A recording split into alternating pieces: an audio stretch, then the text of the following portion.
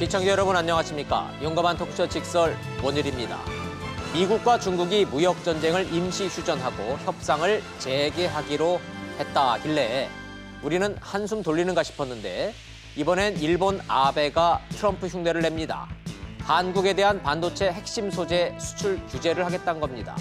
누가 봐도 한국 대법원의 징용 판결에 대한 보복입니다. 치졸하게 짝이 없긴 한데 대책이 없는 게 더 큰 문제입니다. 대체 품목도 없고 재고도 부족하답니다. 수출은 7개월째 마이너스. 한국 경제에 급소를 찔린 셈입니다. 정부와 기업의 특단의 조치 필요합니다. 샵 3698 100원 유료 문자로 의견 주시면 시청자 여러분도 실시간 토론에 참여하실 수 있습니다. 직설 시작합니다.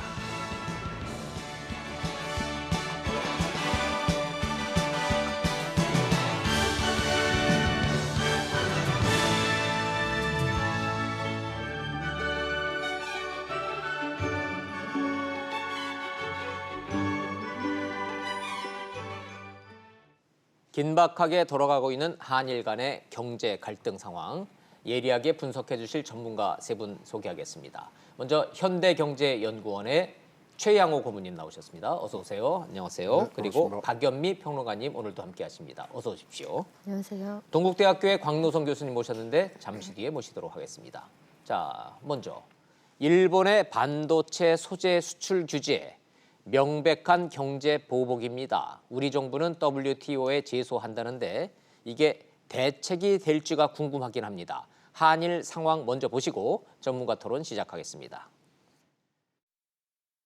일본이 한국에 대한 수출 규제를 강화하겠다고 밝힌 품목은 세 가지입니다. 휘어지는 디스플레이 재료인 플루오린 폴리이미드와 반도체 기판에 칠하는 감광제인 리지스트, 세정에 쓰는 고순도 불화수소입니다.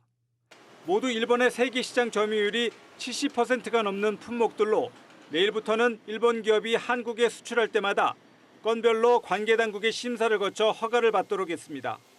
일본은 또 수출 허가를 아예 면제해주는 이른바 화이트리스트 대상 국가에서 한국을 제외하는 절차도 밟기로 했습니다. 韓国に関連する輸出管理をめぐり不適切な事案が発生したこともあり、より厳格な制度の運用を行うこととしたものであると。 일본의 부인에도 불구하고 우리 대법원의 강제징용 배상 판결에 대한 사실상의 보복 조치로 보입니다. 우리 외교부는 주한 일본 대사를 불러 항의했지만 일단 맞벌 대응보다는 확전 자제 쪽에 무게를 두고 있습니다. 사법부 영역인 판결에 개입하지 않겠다는 입장은 여전한 데다 양국 기업 출연금으로 배상금을 마련하자는 대안도 거부당한 터라 외교부도 뾰족한 해법은 없습니다. 일단은 상호 보복을 피하고 냉각기를 가질 수 있도록 양국 모두 외교적 역량을 발휘할 때로 보입니다. 자, 한일 간의 상황 정리한 영상 먼저 보셨습니다. 갑자기 이게 뭐 자다 말고선 이게 뭔 소린가 싶어서 도대체 일본이 우리한테 수출을 규제하겠다고 하는 게 뭔지, 아니 안 팔겠다고 하면 안 사면 안 되는 거 아닌가? 기본적인 질문부터 하나하나 좀 짚고 가도록 하겠습니다. 박연미 평론가님. 네. 이게 좀 일반인들이 듣기에는 이게 이름을 들어도 잘 모르겠어가지고 일단 일본이 우리한테 안 팔겠다고 하는 게 품목이 정해져 있다며요? 네, 대표적으로 세 가지 품목입니다. 플루오린 폴리이미드. 이거 말도 어려워요. 예. 필름을 강화하는 소재예요. 우리가 패널 안에 집어넣는 얇은 막 같은 건데 예. 패널을 강화할 때 이게 들어가 줘야 합니다. 눈에 보일까 말까 한 얇은 막이라고 보면 되는 거예요. 그렇죠. 그게 이름이 폴리아미드예요. 폴리이미드. 이미드. 예, 좋아요. 뭐 그런 게 있다 치고. 네, 그리고 저 가로 안에 들어있는 게 90%라고 돼 있잖아요. 예, 90%. 저게 일본이 전 세계 생산량의 90%를 생산하고 있다 이런 의미이고요. 그러니까 스마트폰을 만드는 거는 미국의 애플이고 한국의 삼성 갤럭시 폰이고 LG 전자이고 이런데 네. 저 소재는 일본으로부터 다 수입을 해서 이 스마트폰을 만드는군요. 그렇습니다. 예, 이해됐습니다. 그 아래에 있는 리지스트라는 거는 감광재, 예. 그 빛을 인식할 수 있도록 하는 그 재료인데 반도체 만들면서 거기다 바르는 재료입니다. 그 밑에 보면 역시 90%라고 돼 있잖아요. 네. 역시 일본이 만드는 게 세계 생산량의 90% 정도 되고 네. 맨 마지막에 에칭가스라고 돼 있는 건 반도체 만들고 나서 불필요한 부분 있잖아요. 예. 요걸 깎아내는 데 쓰는 가스인데 생산량의 70%. 근데 이게 사실 일본만 만들 수 있는 것도 아니고 다른 데서 사올 수도 있는데 네. 대체도 충분히 가능하지만 그동안 일본께 수율이 좋고 그러니까 잘 만들고 잘 만들고 싸고. 네, 싸고 물류 비용이 적게 들잖아요. 예, 그러니까 예. 뭐 굳이 우리가 이런 것까지 만들 필요가 있느냐 사다 쓰자. 그래서 여기까지 온 건데 아마 빠르게 국산화 혹은 수입선 다변화가 이루어질 겁니다. 빠르게라는데 뭐 결론부터 말씀을 드리면 이거 국산화 대체가 우리가 기술이 없어서 못 만드는 거 아니죠? 그건 아니죠. 얼마나 시간이 걸려요? 이걸 국산화하겠다면? 글쎄 뭐 당장 반년 안에 이렇게는 어렵겠습니다만 뭐 최 선생님하고 아까 그 들어오기 전에도 말씀을 나눴는데 이게 뭐 굉장히 고도의 기술이 필요한 그런 건 아니고요. 그동안 시설 짓고 인건비 감안하고 하면 네. 사던 데서 사다 쓰는 게 경제적이어서 사다 쓴 거지 뭐 좋아요. 남들이 못 만드는 그런 기술은 아닙니다. 자, 좋습니다. 이해는 됐습니다. 우리가 반도체를 만들어서 그 반도체로 스마트폰을 만들어서 우리가 그걸로 먹고 사는 나라라는 거는 시청자 여러분들이 이제 어렴풋이나마 저희 같은 비전문가들 다 알고 있는 거고 문제는 그 소재 산업의 대부분을 이렇게까지 일본산에다 의존하고 있는 거는 저도 이번에 알았는데 최영호 고모님한테 좀 여쭤보도록 하겠습니다. 일본만 만들 수 있는 뭐 최첨단 기술은 아니라는 거죠. 그렇죠. 우리도 만들 수는 있으나 이게 가격 경쟁력이 없으니까 일본 거 사다 쓰는 게 훨씬 낫다라는 얘기였을 텐데. 그러니까 이제 국산 장비는 국산화 비율이 한 20% 정도 되고요. 예. 그다음에 이런 소재는 한 46%뭐 얘기를 하는데 이렇습니다. 이게 만약에 용액 하나를 바꾸잖아요. 예. 그러면 콜이라 그래서 퀄리피케이션을 6개월 이상을 라인에서 돌려야 돼요. 아하. 그리고 그것을 소비자, 그러니까 최종 소비자한테 이 통보를 해서 거기서 오케이를 해야 쓰는 겁니다. 근데 지금까지 뭐 지난 뭐 한 10여 년을 보시면 알겠지만 굉장히 호황일 때는 호황일 때대로 이거 못하고 네. 또 이게 불황일 때는 너무나 떨어지니까 또 그런 시설 투자가 들어가고 라인을 좀 바꿔야 되고 그런 네. 부분이 있어서 그런 연유로 해서 지금 못 바꿔왔는데요.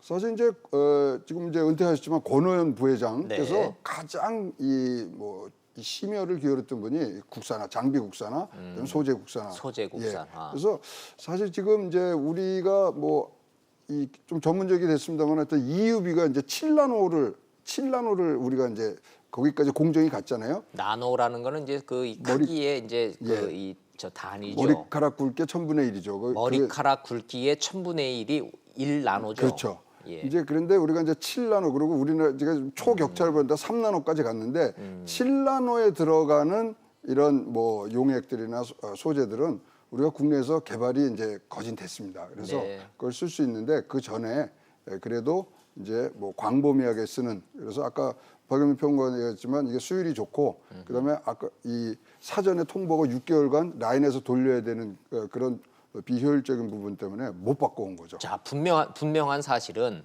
우리가 기술이 없어서 이거를 일본에서 수입해다 쓴 거는 아니었지만 네. 일본이 이렇게 나온다라고 해서 야, 내일부터 그럼 우리 거 써. 이건 안 된다는 얘기고 그렇습니다. 최 고모님 설명을 들어보면 최소한 6개월, 1년 정도의 시간이 필요한데 재고는 우리가 얼마나 있어요? 재고는 우리 기업들이 한 석 달치 정도는 확보하고 있는 것으로 지금 파악이 돼 부족하다는 있고요. 얘기는 맞네요. 3개월치니까 아마 이게 나름대로의 계산이 서 있는 건데 왜 3개월이냐. 이게 안정적인 수급 상황에 대비하기 위해서도 있지만 일본이 전체적으로 지금 이 행위를 하는 게 지난해 10월에 한국 정부, 한국 대법원이 내린 그 강제징용에 대한 배상 판결 이후부터 소위 우리가 시쳇말로 얘기하는 삐딱하게 나오기 시작한 거잖아요. 12월에 레이더 사건이 있었고요. 쭉 오면서 그러네요. 보복한다 얘기가 계속 있었기 때문에 일본으로부터 핵심적인 소재 같은 것들을 수입하는 기업들은 나름대로 그 재고를 좀 쌓아뒀고 네.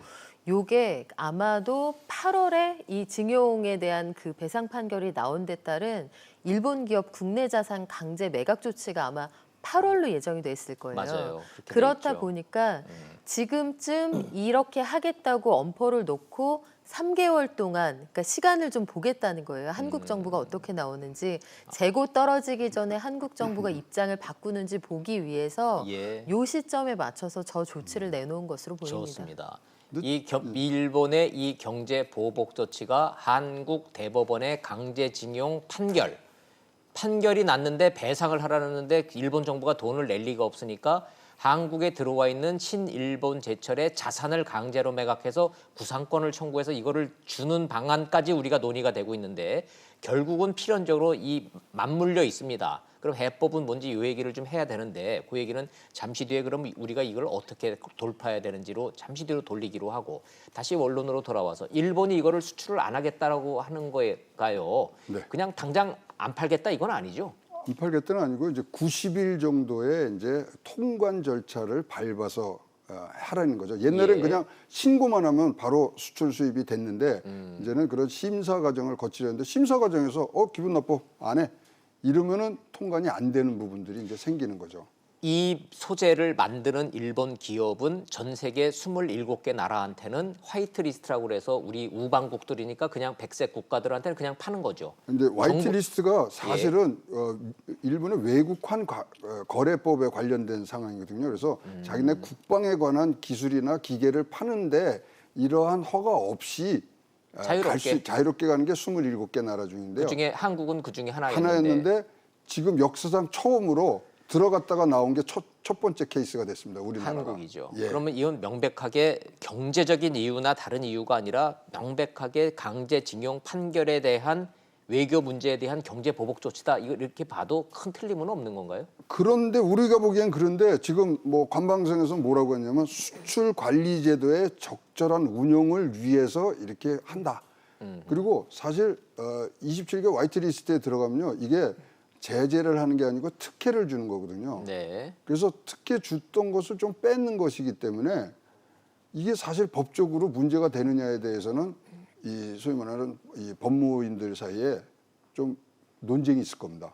최 고모님 말씀은 WTO에 우리가 제소를 해도 이거는 외교적인 문제로 수출을 규제하는 직접적인 무슨 위반 사항이 아니고 특혜 주던 거를 우리가 그냥 걷어들였는데 이게 무슨 WTO 위반이냐라는 논리로 빠져나갈 가능성이 있다? 있습니다. 많이 있습니다. 이거는 근데 그래요? 하여튼 WTO의 원래 규칙은 경제 외적인 이유로 비관세 장벽을 쌓으면 안 된다거든요. 그러니까 경제 외적인 이유로 보복 못한다 이거죠. 그렇죠. 근데 지금 뭐라 그러냐면 모든 지금 일본 정부 관리들이 얘기하는 게 수출 관리 제도의 적절한 운용을 위해서 이릅니다. 그러니까 이거는 또 통과가 되게 돼 있거든요. 그 안에. 그래요? 근데 거기다가 플러스해서 아니 이거 뭐 물건을 뭐 금지시키는 게 아니고 제공했던 혜택만 뽑는 건데 이게 무슨 법적으로 이제 문제가 되느냐 이런 논쟁이 가는데 이거는 뭐 그렇게 해더라도 이 하루 이틀에 끝내는 게 아니라 최소 3년이 걸리니까 예. 일단 뭐 버스 다 지나간 다음에 이제 뭐 마무리가 되고 그러는 그래요. 과정이라서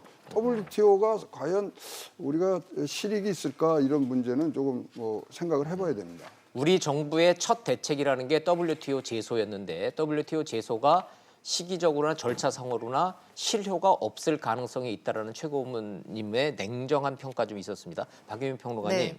지금 기업이라든지 뭐 법조계라든지 시장의 반응도 대충 WTO 제소는 실익이 없을 거다라고 하는 쪽으로 되고 있어요? 아니면 이거는 저 일본 정부가 아플 대목이다 이렇게 갑니까? 사실 WTO 제소라는 건 상징적인 조치죠. 그러니까 실효가 실익이 없어요? 있다기보다는 현저히 부당하다는 걸 국가 차원에서 이의를 제기한다는 의미가 있는 거고 현실적으로 지금 말씀하신 것처럼 3, 4년이 걸려버리면 우리 기업들이 그 안에 겪게 될 고초가 있잖아요. 이 실익이 현저하게 침해되는 그 상황에서는 WTO가 뭐 어떤 결론이 나올지 모르겠습니다만 지금 힘을 그- 쓸 수 없는 거죠. 지금 박 평론가님이 말씀하시는 거를 그래프를 만들어서 이렇게 설명을 좀 해주시는데 저 시뻘건 빨간색 부분으로 돼 있는 저거를 다 가는데 3년이 걸린다는데요. 3년 동안 만약에 이게 가시화되면은 기업들 죽을 뭐 고통은 고통대로 다 받고 해결되는 건 없다는 얘기네요. 그렇죠. 그럼에도 불구하고 이게 현저히 부당하다는 생각을 만방에 알린다 그런 의미가 있는 건데요. 오늘 아침에 요미우리에서 그 아베 총리가 인터뷰한 내용을 보니까 WTO 규정 우리 위반한 거 하나도 없다. 아하. 우리는 그 정합한 조치를 하고 있다.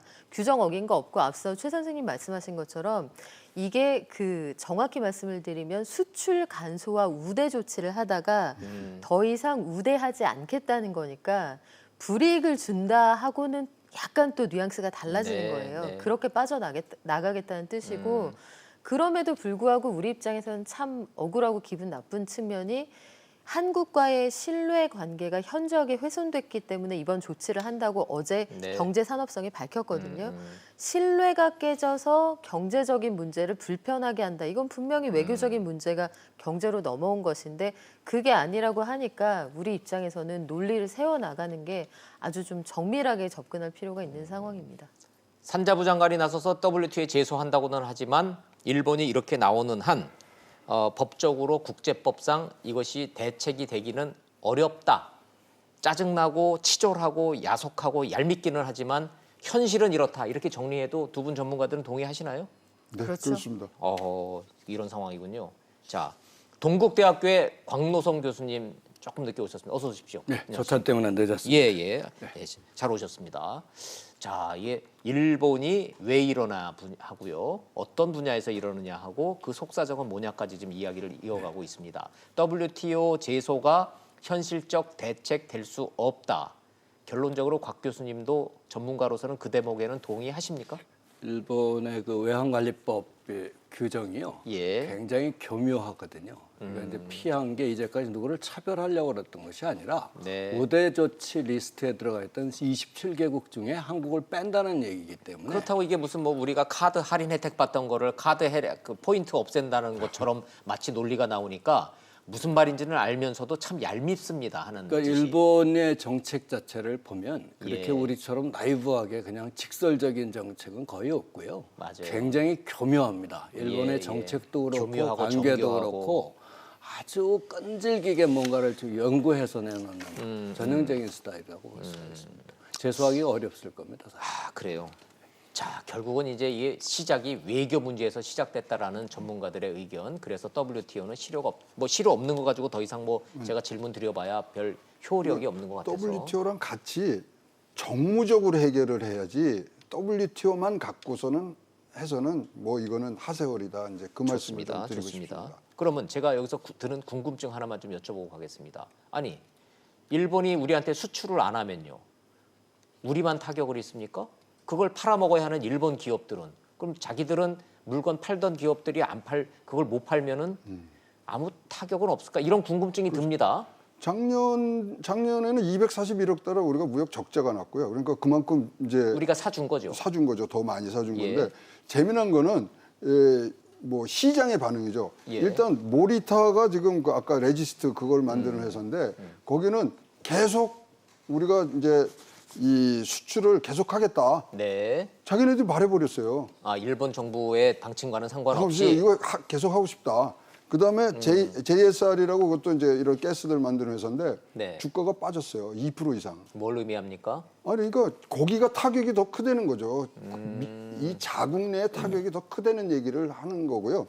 지금 보면은 이런 가스를 네. 저만침의 물량으로 사갈 수 있는 나라 대한민국밖에 없습니다. 일본의 저 소재 수출을 사주는 나라가 팔 데가 없습니다. 왜냐하면 우리는 반도체 수출 왕국이니까. 이제 거기다 이제 대만 정도인데 예. 뭐 대만에서 이거를 뭐 다 이 뭐 메이크업 할 수 있는 정도로 사줄 수 있는 양이 아니기 때문에 예. 그다음에 이제 뭐 일본에 있는 뭐 도시바라든가 뭐 이런 데서도 이거를 수용을 할 수가 없어요. 그래서 이게 사실은 굉장히 뭐 기회란 얘기까지 지금 네. 나오는 게 이렇게 되면 어떻게 되겠습니까? 우리가 재고 소진을 할 수 있는 부분들이 생깁니다. 지금 삼성이 디램만 네. 쌓아놓은 것만 14조예요. 네네. 그 사이에 이거 재고들 쭉쭉쭉 풀어나가고요. 그다음에 재고가 풀리면 어떻게 됩니까? 그렇게 우리가 원하는 가격이 올라가기 이거죠. 시작합니다. 그래서 예. 이거 진짜로 수를 한 5수, 6수만 앞에 보면은 이거 굉장히 좋은 우리가 또 어떤 이 변곡점을 만들 수 있는 계기가 될 수도 있습니다. 재밌습니다. 일본이 우리한테 보복을 한답시고 이 소재를 수출을 규제를 하겠다고 했을 때 당장은 우리가 타격을 입는 것 같지만 일본도 못지않은 타격을 받는다라는 말씀 재밌습니다. 박평론가님. 네. 일본 시장의 반응은 어떻게 나와요? 그럼 일본 기업들은 일본 정부의 이 조치가 반갑지 않은 겁니까? 일본 기업들은 사실은 굉장히 긴장되는 상황이죠. 오히려? 최 선생님 말씀하신 것처럼 그 해당 소재 기업들의 경우에는 80% 이상을 한국 기업에 팔거든요. 네. 아주 큰 고객이라는 얘기예요. 예, 예. 그러니까 미국의 화웨이 사태하고 비슷한데요. 퀄컴이나 마이크론 주가가 왜 떨어졌습니까? 화웨이 제재하니까 우리의 주 고객을 잃을 수 있다 해서 네. 시장에서 단번에 반응이 나오는 거잖아요. 그리고 그 와중에 마이크론 같은 회사들은 어떤 뒷문을 찾아내냐면 미국에서 생산 조립하지 않으면 미국산이 아니구나 해서 해외에서 만들어서 뒷문으로 갖다 팔거든요. 그건 메이드 인 USA가 아니니까. 그렇죠. 그리고 미국 정부도 짐짓 모른 채를 해줍니다. 네. 기업들이 실적이 확 빠져버리면 안 되니까요. 지금도 그 상황과 크게 다르지 않고 그래서 이 강 건너 불구경을 하던 중국의 환구시보가 어제 어떤 기사를 쓰냐면 일본이 미국 따라서 제재놀이를 하고 있다. 하지만 지금 미국 기업들을 봐라. 실적 떨어질까 봐 걱정돼서 뒷문 찾고 미국 기업들이 더 긴장한다. 네. 이렇게 일가를 하거든요. 일본 기업도 마찬가지입니다. 우리가 절대 이 갈등 상황이 장기화되는 게 바람직하지 않고 일본은 경제적으로 중요한 파트너이지만 네. 이런 방식의 대응은 일본 기업에도 뭐 결코 좋지 않습니다. 좋지 않다. 이게 일본 내 시장과 주가와 이런 그 주식 시장에 다 지금 영향을 미치고 있다는 그렇죠. 말씀이시죠? 네. 예, 좋습니다. 자, 두 가지 질문으로 이어지겠습니다. 광노성 교수님. 그냥 국민 입장에서 봤을 때 이렇게 서로 한일 간의 자존심 싸움과 한일 간의 외교 문제로 또 이런 이 역사 문제로 충돌을 계속 가게 된다면 일본 기업 뭐 타격도 우리 못지 않다고 하고 이 싸움 결국 이렇게 가면 누가 이길까라는 생각하고요. 두 번째, 이거를 아베가 모를 리가 없는데 이 카드를 이 시점에 들이미는 이유는 뭘까? 이 두 가지 질문을 좀 동시에 좀 드리겠습니다. 우선은 버티기 싸움, 시간 싸움인 것 같아요. 누가 이깁니까? 버티기 시간 싸움 가면. 지금 손실은 사실 5천억 달러 수출 막아가지고 170억 달러 손해니까 우리가 손해죠. 단기적으로. 당장은 우리가 손해다. 단기적으로는 단기적으로는 그렇지만 한국이 손해다. 그럼 이제 글로벌 밸류 체인 형태를 이렇게 보면 예. 실제로 소니, 샤프, 마츠시다에서 이 제품들의 대부분 반도체, 낸드 플래시가 그다음에 올레드가 전부 우리 거란 말이죠. 그렇죠. 그렇다면 하이 퀄리티를 유지한 전자 제품을 만들기 위해서는 우리한테도 신세를 져야 되기 때문에 최종 제품 단계로 가면 일본, 한국 맞물려 있는데 최종 키는 한국이 질 수도 있다. 한국이 지고 있어요. 최종 제품에 이해됐습니다. 대한 마지막 공급은 우리가 하고 있기 때문에 예. 이런 글로벌 밸류 체인의 매니지먼트는 우리도 결코 약한 힘은 아니다. 그래서 이제 제가 버티기 싸움이다. 속수무책으로 우리가 때리면 맞는 입장은 그건 아니다. 아닙니다. 예, 이게 좋아요. 그렇게 심플하게 돼 있지 않고요. 네. 두 번째는 아베 내각의 최근에 이제 보도된 자료에 보면 21일 참의원 선거에서 예. 야당이 32개 지역구 123개 중에 예. 야당끼리 통합을 선언을 했다고 해요. 일본 참의원 선거 말씀하시는 그렇습니다. 거죠? 예. 그래서 바로 그 점 때문에 우파 결집을 위한 포석이 아니냐.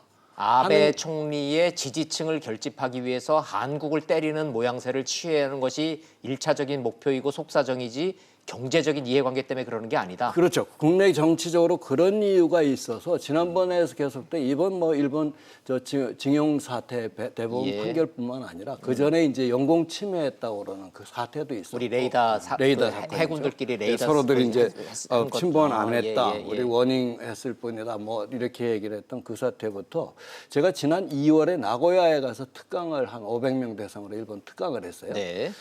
그때 일본 학자들이 보통 자기 표현을 안 하는 사람들이에요. 이 뭐 사람들이 문화가 아주 그렇죠. 예, 예. 그런데 일본은 노골적으로 겉모습하고- 밥 먹는 자리에 가서 그런 얘기를 하더라고요. 지금 한일 그래요? 관계 갖고 왜 한국 그러는지 모르겠다. 라는 얘기를 나올 정도면 일본에 지금 끓는 정도가 높았다 이거죠. 바로 이것에 대한 어떤 정치적인 이용 목적. 아베는 거기에 불을 질러서 이 반한 감정을 자극하면 장기적으로는 경제적 손실이 있을지 모르지만 일단 내 표 득표에는 도움이 된다. 뭐 정치인들 다 그렇죠. 트럼프도 마찬가지고. 진짜 아베는 트럼프 흉내를 제대로 내고 있네요. 뭐 친구지 않습니까? 친구네. 아니, 친구가 근데 됐다. 이전에 그 시기가 교묘하게 맞아들여요. 7월 21일이 지금 참여연 선거거든요. 네, 근데 네. 아까 말씀드린 와일 리스트는 8월 1일부터 시행령을 고쳐서 가야 되고요. 지금 이제 여기가 이 소위 말하는 심사에 들어가면은 며칠 안 되거든요. 네. 그래서 지금 우파 자기네 집도끼들을 모으기 위한 굉장히 그런 총선 세일즈의 한 면으로 우리만 그렇게 보는 게 아니고 그 일본 국내에서도 그렇게 지금 보고 있기 때문에 네. 일본 이 신문에 나온 얘기가 있습니다. 오사카 G20에서 뺨 맞고 한국의 화풀이 이렇게 나오는 거거든요. 네, 네. 사실 뭐 아베가 자기의 사실 뭐 주 전공이 외교거든요. 아베가 호스트였잖아요. 호스트인데 예. 요번에 재미난 건요. 우리가 이제 요새 이제 트럼프 트윗을 더 열심히 제가 보는데 예. 이제 그러면 이제 항상 이런 게 끝나고 나면 칭찬들을 해요. 맞아요. 아베한테 아베 수고했다, 고맙다, 수고했다. 그럴 만도 한데. 했어요. 했는데 이거 문재인 대통령한테 더 했잖아요. 문재인 대통령 걸 먼저 하고 맞아요. 아주 상투적인 fantastic하고 no mistake. 예. 근데 그렇게 하는 거는 사실 트럼프의 그런 이 언어 번역기를 돌려보면 아유 잘했어. 수고했어. 너는 그냥 이 정도. 잘했고, 아유 수고했고. 그 정도거든요. 그러니까 거기서부터 지금 삐끗하고 요번에 외교상으로 굉장히 얻은 게 하나도 없어요. 그래서 G20의 가장 최고의 루저가 누구냐면 아베라는 거예요. 아베고 가장 승자는 트럼프 대통령과 참석하지도 않은 김정은이가 김정은이가, 돼버렸고 예, 쇼 선거는 호스트라는 거죠. 다가왔고 그래서 뭔가 이거 만회는 해야 되는데 때릴 때가 가만히 둘러보니 국내보다는 국외인 한국을 때리는 게 도움이 됐다. 아베의 판단은 이런 계산법으로 갔다. 그렇죠. 지금 이제 현안이 있으니까 현안이 있고 아까 일본 제철에 대한 그 실질적 피해 계산이 8월 초에 나오는 거거든요. 예. 그리고 이런 보복을 하더라도 항상 증거가 있어야 돼요. 피해액이 얼마다. 그렇죠. 그리고 5월 27일 날 또 우리가 이 징용 간 사람들한테 9천만 원씩 지금 다 주게 또 2심에서 판결이 나왔거든요. 네. 등등이 이제 조짐이 있으니까 칠 데가 없으니까 이렇게 예. 해서 한국을 친 거 아니냐. 그래서 1992년 도요토미 사태 때도 그거가 지금과 유사한 상황이었습니다.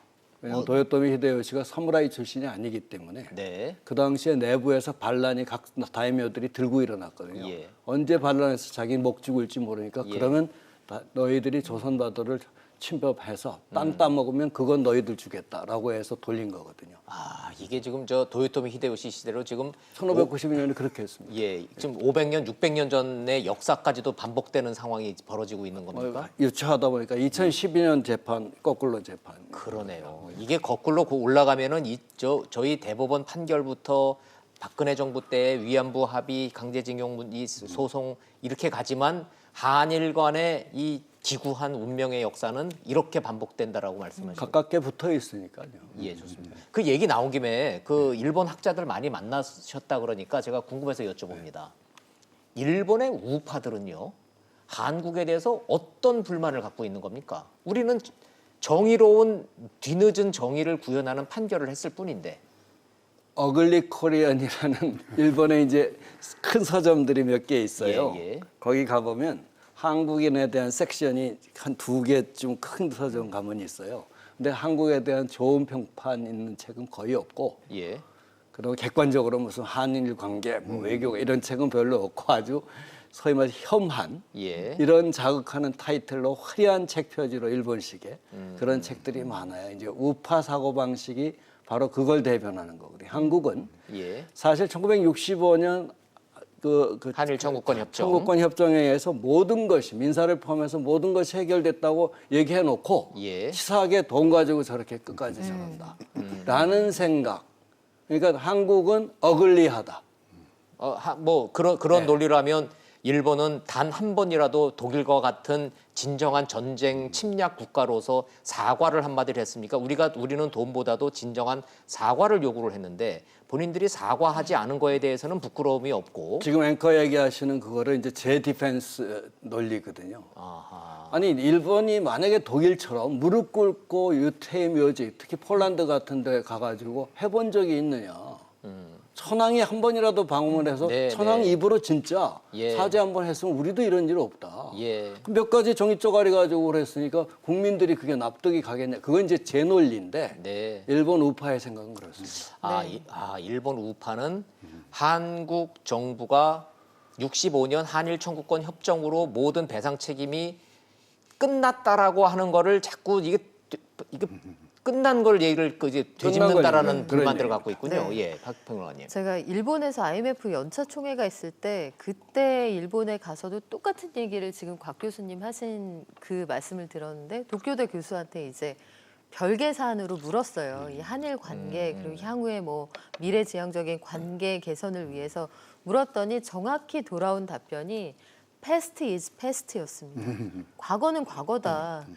그놈의 사과를 대체 언제까지 해야 되느냐 이게 일본 우파 지식인들의 공통적인 정서이고 더구나 그 이후에 박근혜 대통령이 네. 재임 시절에 이제 일본과 영원히 불가역적인 합의를 마쳤다라고 마침표를 찍어버리기 네, 때문에 지금 일본에서는 왜 끝난 얘기를 계속 반복하고 국가 간의 계약과 같은 이 협정을 자꾸 되돌리느냐, 이게 일본 우파의 정서이니까 지금 말씀하신 것처럼 사실 일본이 국내 정치 상황이 어려울 때 한국에 비수를 꽂는 방식의 정치적 전략을 한두 번 사용한 게 아니잖아요. 근데 이번도 같은 구도에서 돌아가고 있는 건데, 저는 강조하고 싶은 게 우리가 65년에 수교한 이후로 54년 동안 대일 흑자를 낸 적이 한 번도 없습니다.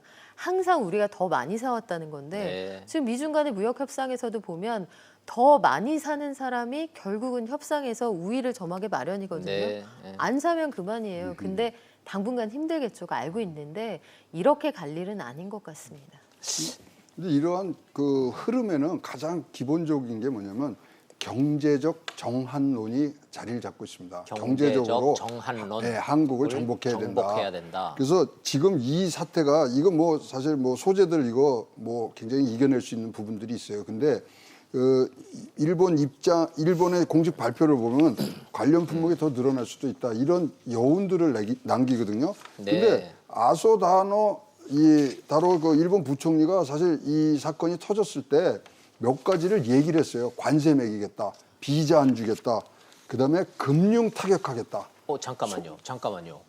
그 금융 얘기를 했다고요? 네, 아소다로가 금융으로 송금 제재를부터 해서 금융으로 타격 주겠다. 우리는 그 얘기 들으면 97년도에 IMF 직전에 일본이 금융 손대면서 그러니까요. 자금 쫙 빠져나가면서 그게 제일 먼저 빠져나. 그 트라우마가 생각나는데 7월 달에 빠지면서 시작이 됐고요. 그다음에 통화 수합해서 좀 도와달라 그럴 때 나몰라라 한 게 일본이거든요. 외면했죠. 예. 그런 이 과정들이 지금 밑바닥에 깔려 있는데 지금 그 말씀 다시 드리자면 이게 중요한 게 아니라 후속 조치로 얼마나 더 지저분한 걸 할 것인가. 예. 이것에 대한 두려움이 더 큰 거죠. 이게 진짜 시청자 여러분, 뭐 제가 오늘 이 한일 간의 경제 문제를 주제로 토론을 진행을 좀 하면서 느끼는 건데, 한일 관계는 경제 문제만 될 수가 없는 것이 역사 문제, 전쟁의 역사, 사과의 역사, 이런 역사가 같이 막 맞물려 있는 거기 때문에 그게 간단하지 않다는 생각. 광노선 교수님 설명대로 500년 전, 600년 전에도 똑같은 일이 벌어졌답니다. 한일 간에는. 자, 그러면 우리 일본이 문제 삼고 있는 우리 대법원 강제징용 판결 이후에 한일 간의 수출 수입은 어떻게 됐는지 한번 그 통계 좀 보면서 한번 좀 가볼까요? 실제로 어떻게 됐는지. 2017년 11월에 배상 판결이 났으니까 1년 전하고 앞뒤를 비교를 해보면 줄기는 확실히 줄었네요. 네, 461억 달러 수준으로 줄었으니까 양국 교역 규모는 확실하게 눈에 띄게 줄었습니다. 그리고 지난해에도 보면 우리가 241억 달러 적자를 냈으니까요. 뭐 줄어든다고 해도 우리가 계속 더 많이 사고 그쪽이 더 많이 파는 뭐 그 구도에는 변함이 없습니다. 근데 저게 이제 다른 숫자고 좀 비교해 보면 네. 저 기간 동안에 전 세계의 무역 규모는 3.2%밖에 안 줄어요. 3.2%. 그거보다 훨씬 뭐 서너 배 많은 게 됐고요. 그러니까 한일 간에만 유독 3배가 줄었다는 그렇죠. 얘기고. 그럼 우리 중국하고는 지금 중국이 좀 줄어들고 있잖아요. 중국은 어떻습니까? 중국은 5.6%밖에 안 줄었어요. 그러면, 그러니까 굉장히 어떤 이 색깔이 있는 그런 좀 줄어드는 모습들이 이제 보이는 거죠. 그러면 우리가 명확하게 인과관계로 연결될 수는 없지만 전체적인 흐름으로 봤을 때 대법원의 강제징용 배상 판결 이후에 한일 간의 이 교역은 확실히 줄었다. 네, 다른 이유보다도 이것 때문에 줄었다. 예, 줄고 있었다. 줄고 계속 줄고 있었다. 있다. 예.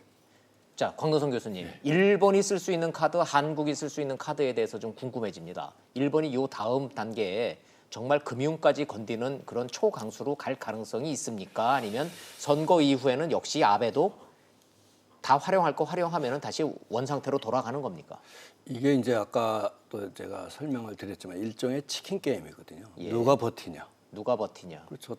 외나무 다리에서 지프가 예, 탁 예. 들어와서 하다 누가 겁나서 비켜 서느냐. 이게 이제 치킨 게임이잖아요. 현실은 불행히도 우리가 좀 덩치가 좀 작지 않습니까? 덩치는 작지만 우리도 만만치 않은 특히 IT 쪽에서는 IT 쪽에서. 반도체와 그다음에 OLED 발광 다이오드가 있기 때문에 디스플레이는 필수제거든요. 그래서 그렇게 밀리는 것 같지는 않아요. 근데 문제는 예. 일본은 한국이 아니더라도 네. 경제 규모 자체가 한국의 한 GDP 규모로 한 5배 되니까 네. 그런 측면에서 보면 일본이 버티는 힘이 더 강하지 않을까.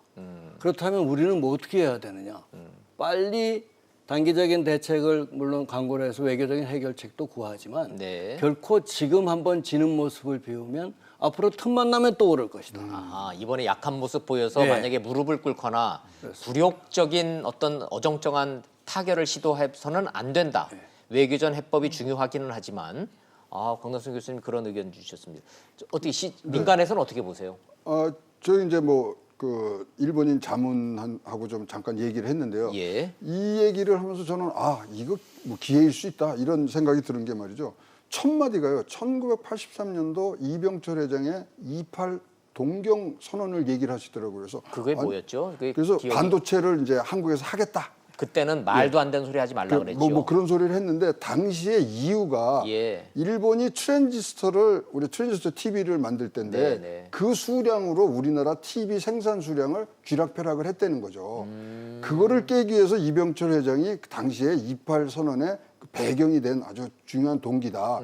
만약에 이렇게 강하게 일본이 나가면 이 소재들을 완전히 우리가 국산화할 수 있는 부분으로 가면 일본을 우리나라가 반도체를 이겼듯이 이 부분이 또 어떻게 될지 모른다 이런 여운을 남기더라니까요. 그래서 우리가 정신만 똑바로 차리면 진짜로 가능하다. 국산화와 소재화 지금 또 이 반도체 부분이요 굉장히 큰 변곡점들을 가고 있어요. 적층을 네, 어떻게 하냐, 나노를 3나노로 가냐 해서 소재들이 바뀌고 용액들이 좀 바뀌고 있는 부분이 있거든요.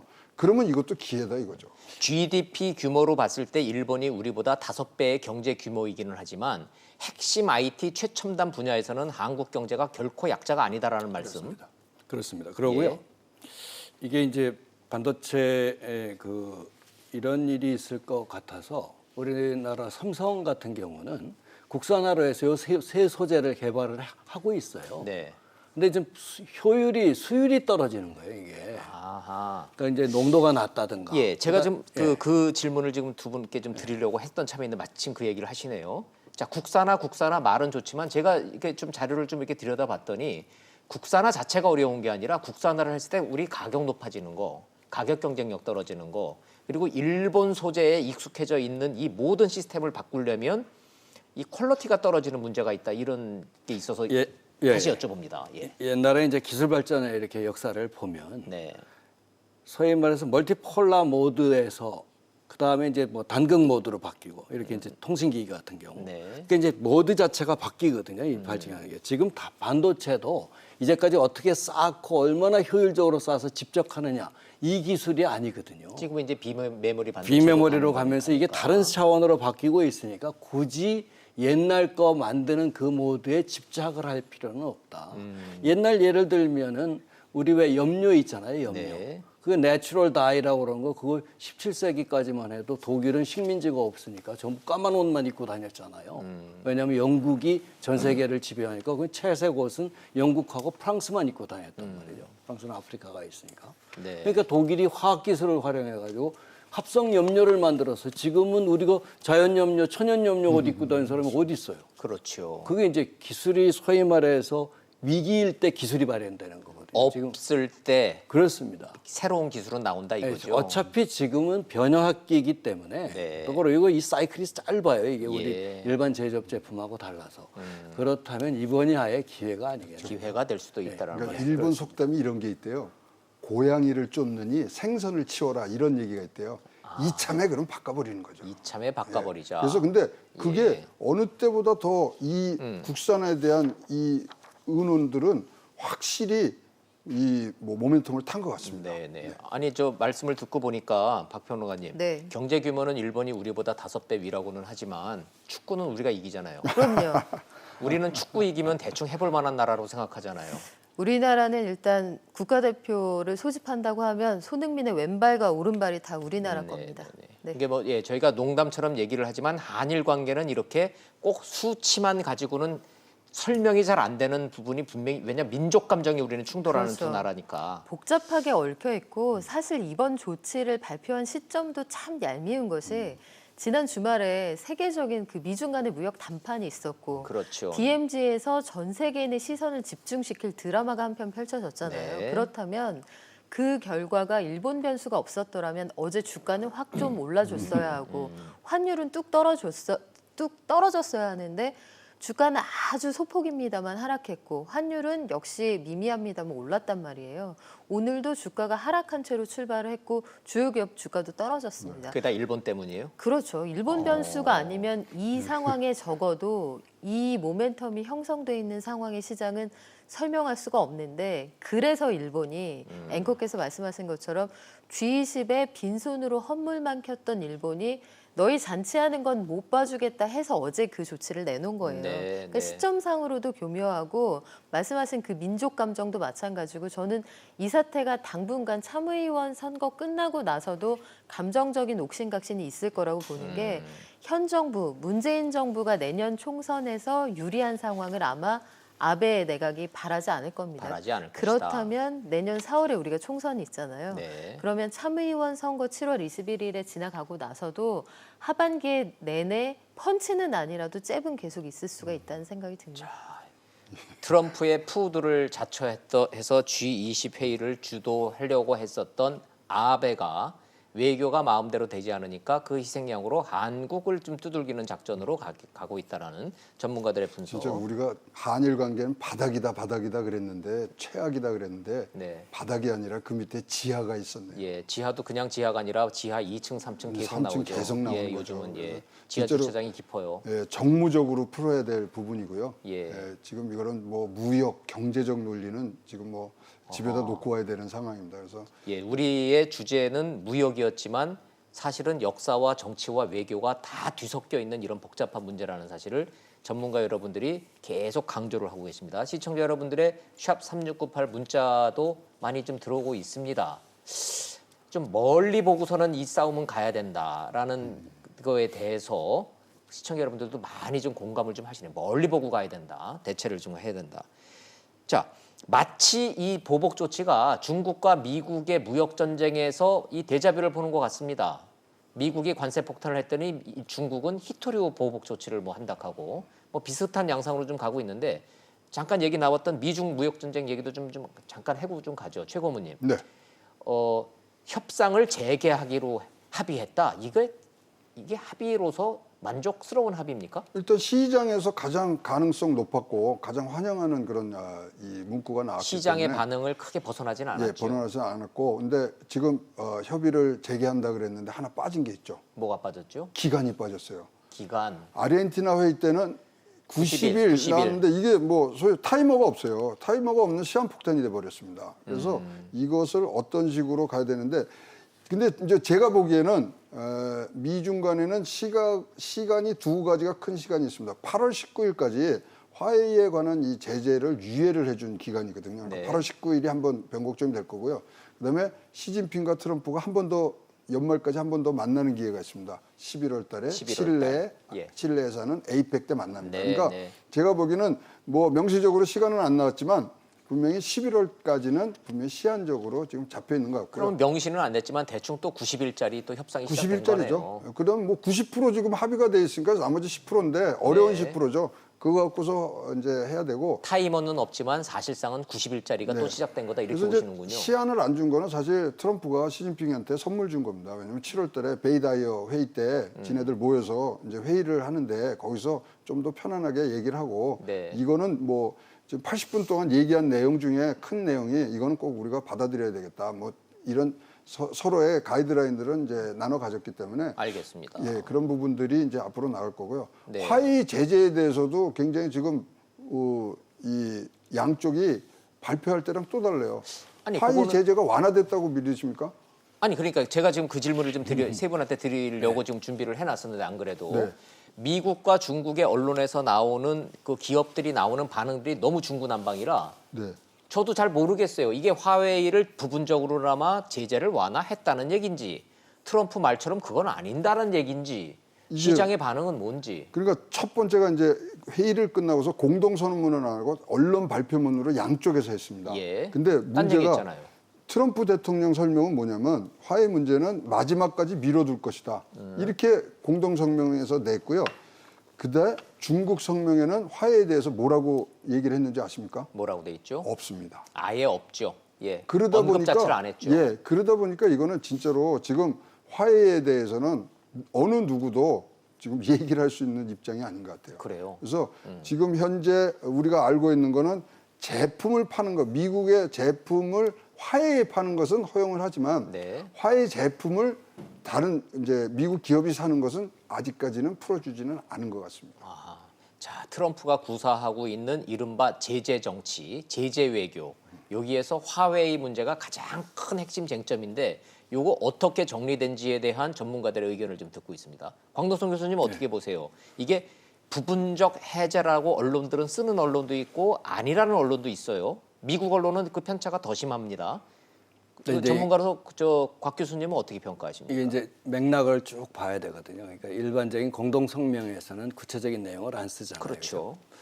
근데 이제 화웨이에 대한 미국 제품의 판매는 계속 유지할 것 이렇게 네. 됐으면 화웨이는 크게 두 가지란 말이에요. 하나는 5G로 얘는 통신 AI 장비고. 통신 장비 쪽이 있고 예. 하나는 스마트폰 예. 쪽이 있는데 스마트폰 쪽은 안보 문제하고는 특별히 관련이 없어요. 그러니까 이제 5G 쪽은 계속 유지를 하되, 그러니까 안보 관련 것은 제재를 가하되, 예. 그러나 일반 상업용품에 대한 공급, 그러니까 예를 들어서 안드로이드 시스템을 샤오웨이 화웨이 폰에다 꼽는다든가 이런 것들은 허용해주지 않겠는가? 아, 그렇게 구분을 해서 접근하는 것이 맞는 것 같아요. 이 컨텍스추얼리 볼 때. 예. 그럼 곽 교수님의 분석을 제가 일반인의 언어로 다시 이해를 해서 여쭤보면 미래 기술인 5G는 여전히 틀어 막아놓고 누구나 전 세계에서 뭐 한국도 만들고 중국도 만들고 다 만드는 핸드폰에 들어가는 스마트폰에 들어가는 반도체 문제인 화웨이 부분은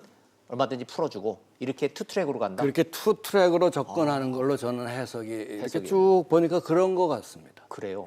박 변호사님 보시는 시장의 반응은 어떻습니까? 지금 보면 일단 화웨이 쪽은 그래도 숨통을 좀 트인다. 최근 들어서 신제품 노트북 못 판다고 CEO가 직접적으로 나와서 설명을 하거든요. 미국에서 반도체 안 팔아서 우리 메이트 X 노트북 못 팔고 언제 다시 만들 수 있을지 모른다고 얘기를 하고 글로벌 스마트폰 시장에서는 지금 화웨이가 어떻게 연명을 하고 있냐면 한 200불은 받아야 되는 전화기를 덤핑을 하는 거예요. 네. 지금 그 전략으로 시장 점유율을 간신히 붙잡고 있는데 교수님께서 말씀하신 것처럼 분리해서 접근하는 전략이 맞는 것 같고 레디 커들로가 저 이야기를 하고 있는 이유는 그 백악관 경제자문위원회 예. 위원장이 이거 완전히 풀어준 거 아니고 사면 아니라는 얘기예요. 블랙리스트 안에 남겨두었다라고 불어 강조하는 게 지금 트럼프 대통령이 무역 단판을 짓고 미국에 돌아가기 전부터 공화당 안에서 엄청난 공격을 받고 있거든요. 왜 사면해 주느냐. 화웨이는 잠재적인 위협인데 그래서 일방적인 사면이 아니고 국익을 위협하고 안보를 위협하는 건 그대로 두되 그거랑 직결되지 않는 것만 풀어준다는 설명이 그래서 나오는 겁니다. 언론이 부분적 제재 완화라고 하는 그게 틀린 말은 아니군요. 곽 교수님이나 박유민 평론가님 설명을 들어보면. 쭉 발표되는 내용을 보면요. 네. 그렇다면 이렇게 해석하는 게 아마 맞을 것 같습니다. 네, 이해가 됐습니다. 시청자 여러분들도 지금 화웨이를 중심으로 한 미중 간의 무역 갈등은 이렇게 정리되고 있다라는 사실, 사실상 90일짜리 협상 다시 간다라는 사실. 궁금한 게요. 네. 화웨이를 5G는 계속 미국이 저렇게 틀어막는다면 우리 LG U+ 같은 경우에는 5G 장비 수입을 화웨이로 하기로 돼 있지 않습니까? 네. 그러면 그거는 못 들어온다는 얘기로 지금 걱정이 되는데 그것도 맞을까요? 아이고 나라에서 뭐 기업이 알아서 하라 그랬는데 뭘 그걸 어떻게 하겠습니까? 우리 정부는 여기에 지금 뭐 예스다 노다 답 못하죠. 답 못하죠. 기업 차원이 그냥 조용히 예, 알아서 지금 해줘야 되는 거고 사실 요번에 이제 군 기지협회, 예. 오산 기지협회도 사실 LG U+ 들어가는데 화해 장비를 다 뺐어요 이번에요. 또 트럼프 대통령 온다 그래서 근데 화해는 사실 이제 8월 19일 날이 분기점입니다. 그 예. 이후에 어떤 식으로 나갈지가 문제고 지금 벌써 트럼프는 벌써 자기 차 타고 어디까지 갔냐면 네. 슈퍼컴퓨터 갖고요 드론 가 있습니다. 다음 차례가 슈퍼컴퓨터고 드론입니다. 네. 그거에 대한 또 제재가 올 거고요. 계속 11월 달 에이펙 정상회담까지는 계속 압박 수위를 계속 높여가리라 보입니다. 기존의 철강이라든지 자동차라든지 농수산물이라든지 이런 관세를 주고받는 거는 그냥 다 명분인 것이고 명분이고요. 실질적으로는 네.